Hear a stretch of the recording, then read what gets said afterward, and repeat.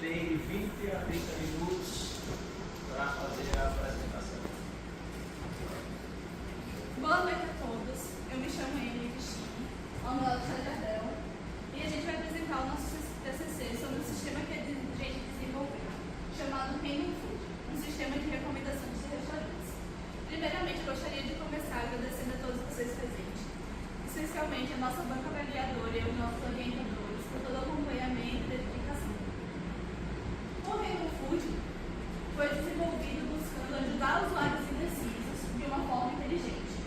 A gente buscou uma solução digital prática e simples, que conectasse os usuários à melhor decisão do que comer, de onde comer, de uma forma lúdica e divertida e que facilitasse a escolha no horário das refeições.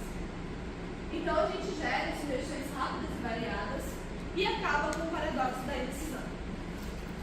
O primeiro passo do nosso desenvolvimento foi a prototipagem da interface, onde com ela a gente descobriu a estrutura lógica que a gente gostaria que a nossa plataforma seguisse, quais as funcionalidades que a gente queria que ela tivesse e como que o usuário iria interagir com ela.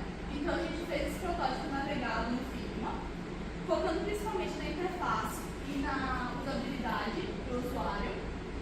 E aí a gente aplicou o conceito de mobile first, onde a gente busca primeiro desenvolver para dispositivos mobile e depois tornar ele responsivo para ele se adaptar a qualquer tamanho de tela. A gente também fez o desenvolvimento da identidade visual do nosso produto, onde a gente buscou utilizar cores de amarelo e laranja para reverter essa questão de alimentação, como por exemplo o biscoito que o professor Edson está comigo que utiliza do chão de amarelo. E aí o nosso ícone, ele é um sanduíche formado pelo ícone universal da aleatorização, da randomização, que são as setinhas ao contrário. E a gente também optou pelo Dark Mode para um maior conforto visual e também por preferência dos desenvolvedores. Aí na tela inicial a gente tem dois botões que são as nossas funcionalidades principais, o Me Surpreenda e o Personalize Opções, onde ao clicar em Me Surpreenda, o usuário é direcionado diretamente para a tela de resultado, onde a gente vai ter o nome do restaurante sugerido, a sua categoria, o preço médio por pessoa que ele vai gastar naquele restaurante, o horário da refeição e a localização. Nessa tela, a gente também vai ter dois botões, que é o Simbora, onde clicando nele você é redirecionado para o Google Maps, das localizações daquele restaurante que podem ter mais de uma unidade, e o Knowload, que lhe dá uma outra sugestão aleatória. Tanto que, com essa aleatorização, como a gente não está salvando o cachê, não está salvando os dados dos usuários, pode acontecer dele sugerir o mesmo restaurante para você. E aí, em Personalize Opções, a gente vai para uma tela de filtragem, onde a gente consegue selecionar 1, 2, 3 ou 4 filtros. A gente não precisa selecionar todos, mas a gente precisa selecionar pelo menos um. E aí, a partir disso, a gente vai gerar um resultado para você, aleatório ainda, mas baseado nesses filtros, que são em refeição, café da manhã, almoço e janta, que é o horário da refeição, preço médio de a partir de R$50 ou até acima de 200, por pessoa seria esse gasto, a localização em parte alta e em parte baixa, porque o nosso banco ele ainda está só em Maceió, porque a gente desenvolveu um banco próprio, a gente não quis consumir nenhuma API, então ele está regionalizado. E as categorias, pode ser boteco, cafeteria, fast food, etc.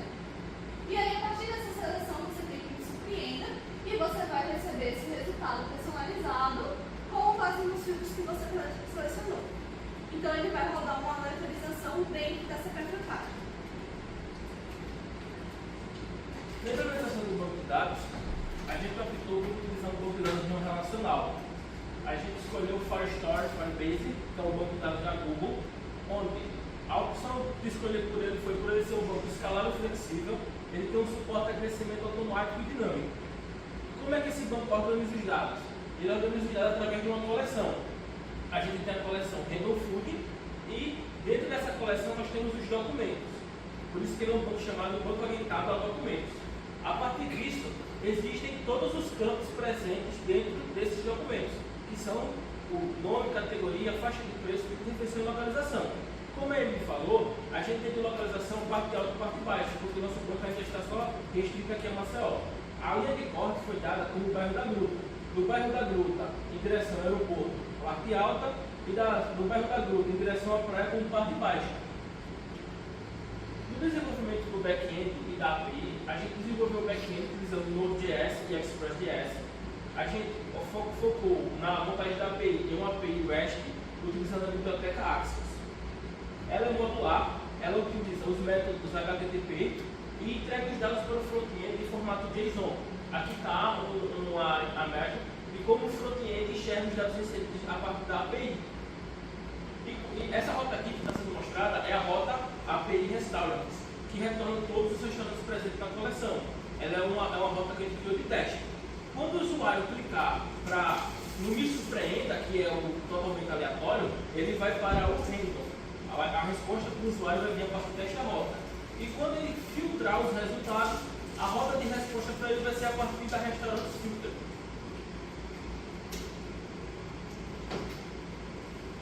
E aí a gente entra no desenvolvimento do front-end. A gente desenvolveu o front-end utilizando a biblioteca JavaScript React.js. Por ela ser uma biblioteca que possibilita a gente criar módulos. Então é uma biblioteca modular, que a gente criou componentes reutilizáveis e organizamos por função. Então a gente aqui vai ter o módulo do botão de voltar, o módulo da opções filtradas, o módulo de filtragem, footer, etc. E o que permite para a gente ser uma plataforma facilmente escalável, de fácil manutenção, e que caso a gente queira fazer alguma alteração, adicionar alguma funcionalidade, ou só mudar alguma coisa, a gente consegue fazer isso sem mexer na aplicação inteira. E aí a gente também, para a utilização dele, a gente utilizou CSS puro, porque a gente não queria ficar com dependência de frameworks como Bootstrap ou Tailwind, que aí a gente não teria essa dependência de atualização, mudança de syntax. E a gente também manteve a responsividade em todo o sistema, garantindo que ele tivesse uma ótima operação em qualquer sistema operacional, em qualquer tamanho de tela e etc. Agora a gente vai para uma parte mais de como funciona o back-end em si. Quando o usuário seleciona a opção de surpreenda, na parte de rotas, é entregue esta rota aqui, entra na funcionalidade dessa rota. Como assim? Ela é uma rota assíncrona que recebe uma requisição, que é clicar no botão Me Surpreenda e envia uma resposta. A partir do momento que ele clica, ele entra nesse try catch. Nesse try catch, ele vai fazer a importação do banco pela função getData from collection.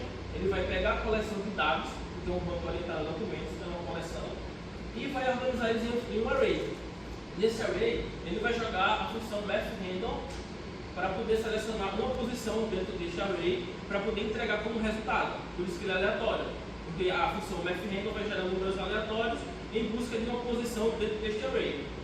Após isso, ele entrega o resultado, a resposta, em formato JSON para a API e posteriormente para o front-end. Caso, durante essa busca, ocorra algum erro de comunicação ou algum outro erro de disponibilidade, esses erros são tratados para que o usuário não receba uma mensagem fora do padrão, receba uma mensagem mais ordenadazinha, uma mensagem mais bonitinha. Como ele me falou anteriormente, tem a parte de personalização de opções, que o usuário vai poder personalizar de acordo com alguns filtros pré-criados. Como é que é feito isso? Dentro da rota, também é uma função assíncrona que recebe uma requisição e envia uma resposta. Nessa requisição, como são de alguns ou várias opções, existe uma função de carry que vai verificar quais foram selecionados nesse conjunto de ifs. E a partir disso, ele envia para o código no services, que vai consultar no banco de dados quais são os restaurantes que tem aquela função, aquela opção que o usuário selecionou. Após isso, ele vai jogar de novo em outra função de aleatorização, que não é igual à primeira, para não haver conflito. E após a aleatorização desse array, ser selecionado uma posição dentro dele, é devolvido novamente em resposta em formato JSON. Novamente, caso ocorra o filtro que o usuário selecionou não corresponda com o resultado dele do banco, ele selecionou algo que não existe, ou ocorra algum erro de disponibilidade de comunicação, as mensagens de erro já são tratadas. E aqui na parte de resultados, nós temos esse verificador de resposta a partir da API no front-end. Como assim? Ele vai receber os dados do front-end, do JSON, e vai verificar se o tamanho desse JSON.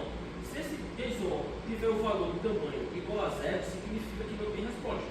Aí ele vai enviar para o usuário a mensagem de erro tratada, dizendo que não há resultados.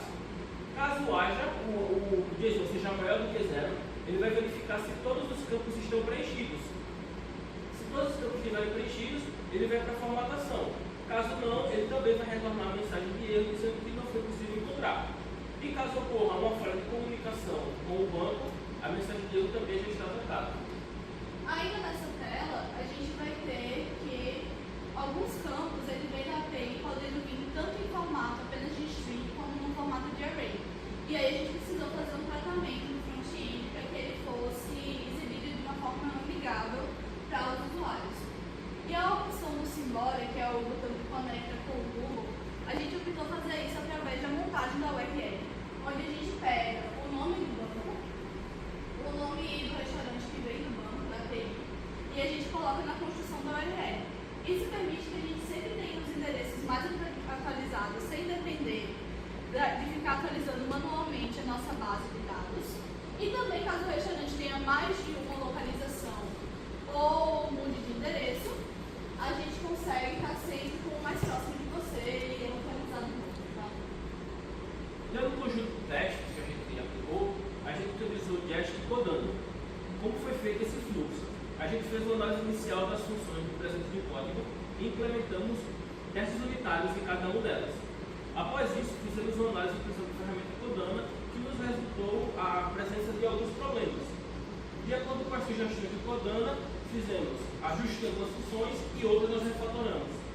A partir disso, depois das funções corrigidas e refatoradas, reaplicamos os testes com Jest e após isso refizemos a outra análise com Codana, que identificou a quantidade de erros pequena, que não necessariamente está relacionado com o nosso código. Na parte de hospedagem, a gente está usando a Vercel para hospedar o front-end, que tem deploy contínuo com Git e integrado. Para o back-end e para a API, eles estão distribuídos em duas ferramentas, o Railway e o Render, para que nós tenhamos uma alta disponibilidade e redundância. O banco de dados, como eu falei, é um banco de dados do Firestore, é hospedado na Google, e toda essa infraestrutura que a gente está usando, ela como é hospedada na nuvem, a gente optou por serviços gratuitos para o menor custo. Em agosto de 2024, a gente teve a oportunidade de colocar uma versão beta do nosso sistema para teste durante um evento que estava rolando aqui em Maceió. E aí a gente utilizou o Analytics, que é fornecido de forma gratuita pela Vercel, com um prazo de até um mês, assim, antes de que você puxa. Então esses itens foram tirados durante os 2 dias de evento, então esse número aqui ele varia para cima. E aí a gente conseguiu ter, em média, 167 usuários ativos na plataforma. E a gente recebeu feedbacks extremamente positivos, como foi ser uma ferramenta inovadora, como não ter visto nenhuma sugestão desse tipo, que ajudaria a resolver conflitos em relacionamentos sobre onde comer, ou decisões, ou salvar tempo de decisões muito maiores sobre para onde ir. E aí, a partir disso, a gente considerou a plataforma bastante validada. E a gente também tem atualmente alguns dados que eu não coloquei aqui, que a gente consegue visualizar no nosso Analytics, que as pessoas continuam utilizando a plataforma hoje em dia. Então, de agosto de 2024 para cá, a plataforma continuou ativa mesmo na versão de teste. A gente também fez uma avaliação e uma análise estratégica da plataforma, utilizando a matriz FOFA, que é forças, oportunidades, fraquezas e ameaças. Como forças, a gente encontrou que é uma proposta inovadora de interface intuitiva e baixo custo de manutenção. Como oportunidades, o crescimento do mercado gastronômico, parcerias locais e o interesse de jovens e adultos. Como fraqueza, retornou com a nossa base de dados. Por ela ainda ser própria e limitada, e a gente precisa alimentar manualmente quando você fazer uma alteração, foi mostrado como a nossa fraqueza. E ameaças, a volatilidade de preferências e a necessidade de inovação contínua. Pela análise de mercado, a gente encontrou que nosso público-alvo são jovens adultos de 18 a 35 anos, conectados, ou seja, que têm familiaridade com tecnologia, urbanos e turistas que vêm à nossa cidade e pessoas indecisas. Como concorrência, tal como concorrência indireta, por conta da peculiaridade de cada plataforma, o iFood e o Comex. E o nosso destaque é a falta de concorrentes locais que favorecem a nossa expansão. E aí, em concorrência, a gente tem que considerar que, embora o iFood ele forneça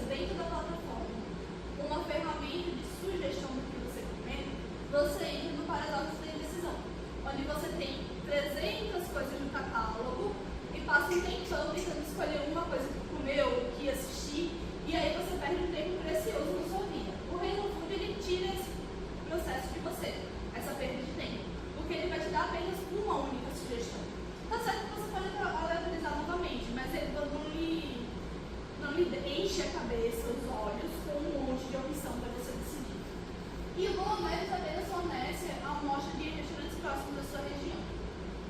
E aí, no dia 15 de março, a gente teve o Reino Food registrado no INPI, o que garante para a gente os processos, os direitos da plataforma que a gente desenvolveu. E aqui eu vou fazer uma menção honrosa ao nosso colega aqui do Sapu, que esteve com a gente no desenvolvimento. Valeu. E aí, agora a gente vai fazer uma demonstração para vocês da plataforma. Sinta-se à vontade para acessar através do QR Code ou pelo link renofood.com.br e acompanhar com a gente a demonstração em tempo real.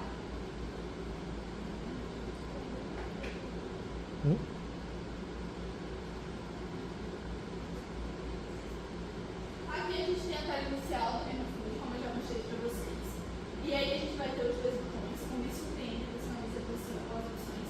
Eu vou começar mostrando para vocês o me surpreende, onde ao clicar nele, ele vai carregar um pouco do chão. O default não foi colocada. Mas funcionou direito, graças a Deus. Ele vai mostrar um restaurante aleatório pra gente, sugerido. Não sei. Um restaurante aleatório pra gente, por exemplo, agora ele sugeriu o Copenhague, ou eu posso apertar aqui no clicar o outro, ele vai me sugerir um outro restaurante Machado Tadeu muito bom na Zone. Ou o Palato, por exemplo, que tem 300 restaurantes dentro dele.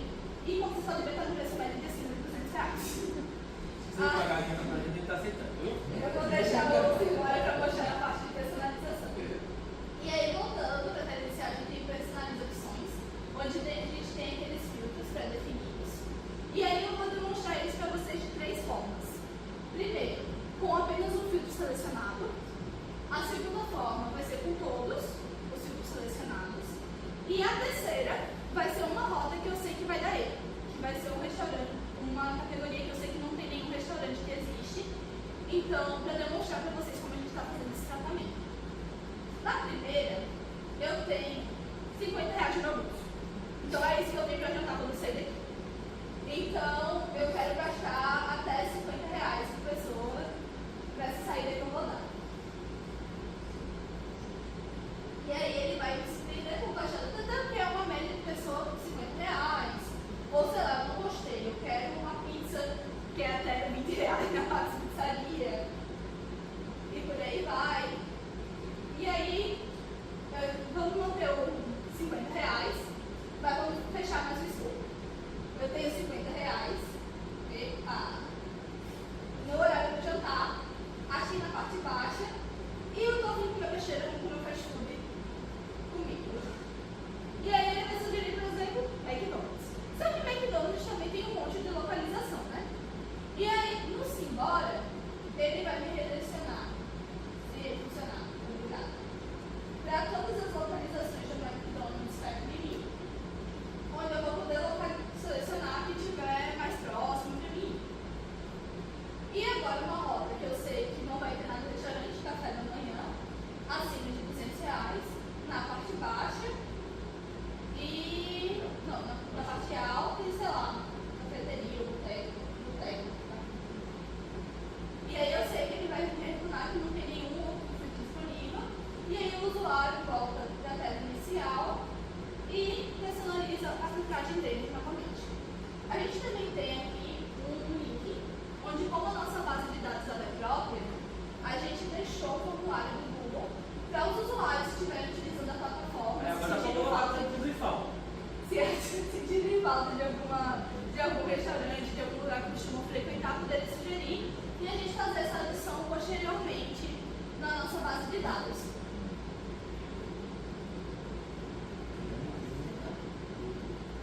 E é isso, pessoal. Muito obrigado. Agradecemos a presença de todos e até